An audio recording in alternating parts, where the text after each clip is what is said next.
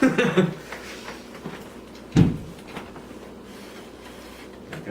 Yeah, I tried to lean up against the wall was farther away than I thought it was. Okay. What's up?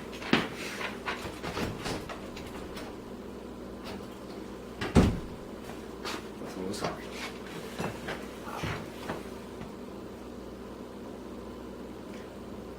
Are you rolling? Yeah. Oh. Oh. Hey guys, what's up? It's Levi and Ryan with the Patriot Association. And today we're going to be having a debate on warrior versus survival mindset. Ryan, what is survival mindset? So, survival mindset this is my interpretation of survival mindset. It's kind of keeping yourself alive regardless of what's going on around you. So, it's don't charge into that building that you hear gunfire coming from because you're going to die for no apparent reason over the life of someone who's probably equally as important as you, so why even change who's going to die? Okay. And warrior mindset is a little bit different. It carries some pieces from survival mindset, but warrior mindset is more of a foundation as a warrior. You live for a higher purpose. You love and you live for not because of yourself, but for others. And your actions are dictated by your love for country, for God, and for family. So your actions are going to reflect that cornerstone on who you are. Okay. So which one's better? And I'd like to say that we're fairly decent representatives for both of these mindsets. Out of the people that we know personally, I'd say he has the best warrior mindset. At least out of the people that I personally know well enough to know if they have that kind of mindset. And I'd say, if it wasn't for me somehow managing to be in dangerous situations or constantly in situations where survival mindset has to come into play, I have fairly decent survival mindset. And this video isn't necessarily what we believe, but this is us debating on generalities of, is that a word? Generalizations of each mindset. So, survival mindset. So, survival mindset I like because I'm a little more selfish of a person. I look at warrior mindset and I go, okay, we'll just use like a school shooting or something happening. And you hear gunfire coming from the school across the street from you as you're walking your dog and have your concealed carry on you. You know what I'm going to do? I'm going to be that guy who went, I think that's gunfire. And then sit behind the closest car. The engine block, of course, because it's harder to shoot through. I am not going to go headstrong into that building because I do not want to get shot. I really do not want to get shot. That's just not on my bucket list. Okay, and looking at it from the example of the school shooting, a warrior might say, well, who am I to say that my life is more valuable than whoever is getting killed inside that building? Is that my decision to make? Do you want to live with yourself after the fact saying, oh, I could have saved those 20, preschoolers' lives. I could have done something, and if I die, so be it, but at least I attempted to change the outcome of the situation. It's more of, yeah, I might die, but, I might save a life anyway, which is really the basics of being a warrior or a cop or even an armed citizen. You're living for something higher than yourself, and you are willing to take action when the situation needs be, and that you carry a gun to protect yourself and the lives of other people, and you are not the judge, jury, and executioner, just how you're not able to dictate, hey, you know what, you're not as valuable as I am. I hate how the government trains active shooter training. It's run, hide, fight. Fight is the last thing the government says you should do in an active shooter situation. What you should, what the hierarchy should be is fight, fight, fight. Because yeah, you got a guy with body armor and an AR-15 walking through the classroom, but still 20 high schoolers, half the football team, all teaming up on him. yeah, a lot of them are going to die, but how many people did they save by losing 2 or 3 people? Statistically, how many lives is worth yours? And I guess I can see that. The difference there in survival mindset is when something bad is happening to you, when you go into fight, it's because it directly relates to you. Like say we were saying the whole school shooting thing, as you're not involved in the shooting. There are not gunshots going by you, or there are not bullets passing you. You can just hear the gunshots. In that situation, yeah, that's someone with a very strong, solely survivor mindset would be like, that kind of sucks for those people, but that's not my fight. I'm not dying over this. I'm going to survive. I'm going to move myself out of this location.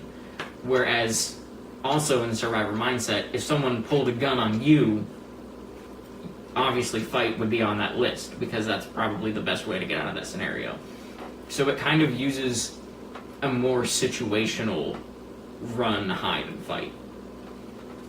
Yeah, none of these opinions are direct answers. You have to look at everything situationally. Yeah, you're 300 yards away from your school and you hear gunshots, and you do have a warrior mindset. What are you going to do? Are you going to sprint 300 yards, kick in the door, and go John Wick on whoever is in that building? No. Chances are you're going to go in and you're going to get yourself killed because either the active shooter killed you, or because you're gung-ho, you hurt someone else, or you tunnel vision, take out the active shooter, and now the cops break in. You have to be strategic. You cannot, in any situation, just rely on going Rambo and charging into a situation you know nothing about. In an active shooter situation, if you are close enough and you think you can save lives, I would say call the cops, and if you are in immediate danger, or you know someone else is in immediate danger, and you are in proximity to them, do your best to save them, depending on the situation. And I think that warrior mindset's like one of the issues I see with it. It is a little more complex. There's a lot of thinking that has to go on in a very short period of time, or at least a lot of decisions that have to be made in a short period of time. Whereas with survival mindset, it's a fairly simplistic decision-making tree. Is this happening directly to me? Like, do I have to fight to survive? No, run. Yeah.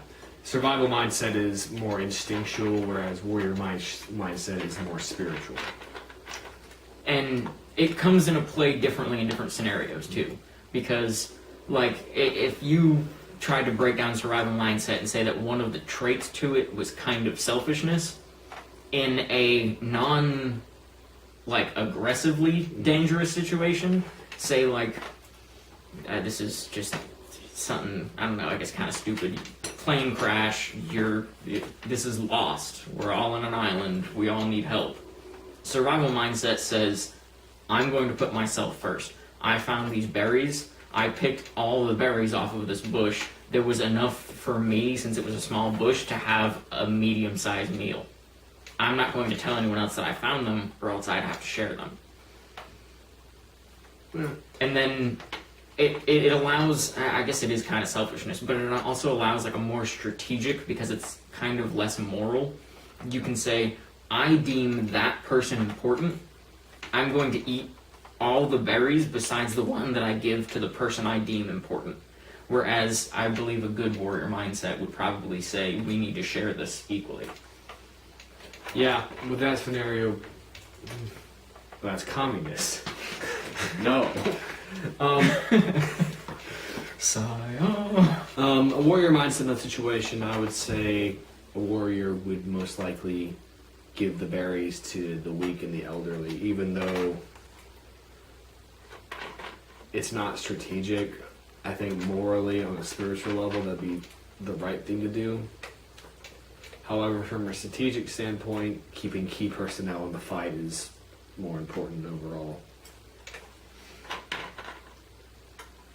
Like, if say if it came to survival situations like that, we'll just use this as the next example. Some kind of lost or stuck in an environment that you can't get out of immediately. I would be making shelter for myself. That would be my first key point. Make sure I have water and I have shelter. If I find myself water, it's probably going to find other people water. If it helps them, so be it. If it doesn't, so be it. I'm going to make shelter for me first. I cannot make a room-sized A-frame house in the middle of the woods. I'm going to make myself a very small lean-to close to the ground that can fit me. Okay, so combined warrior and survival mindset in that situation. Yeah, you build it for just yourself, but at the same time, you teach everyone else how to do it. So not everyone knows how to make shelter, and you have your own shelter.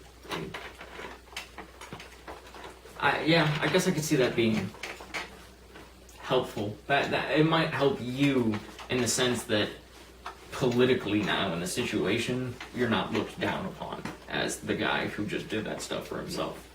And coming from like a group survival standpoint, bodies are probably going to be the best thing to have because everyone brings something to the table. Be it they were a mechanic or an office worker, there's always going to be a trait you can find in someone that will benefit the group. Even if it's not something important, even if it's, I guess that's true, even if they're literally just an extra body, that extra body can carry wood. Yes. That extra body can prep food. That extra body can do whatever. But I think I would be the guy to divvy it up according to how important I deemed the work. Yeah. This guy has a lot of important knowledge. He's very helpful and has been, he's a key player. I'm going to treat that person like a key player. I'm going to treat everyone else like unskilled workers.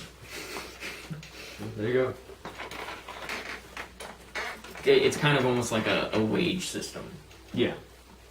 Managers get paid more than the people they manage, for the most part. I don't know a situation that's inverse, but that's how I would divvy up stuff like that. I would make sure that the people who were important felt important, so that they, I don't know, important people kind of get a shitty mind about themselves sometimes. You know, keep their head nice and big, so that they don't feel like they're being treated less than they need to be, so that they can continue to be useful.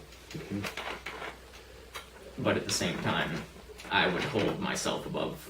I would hold myself above all in that situation. Like,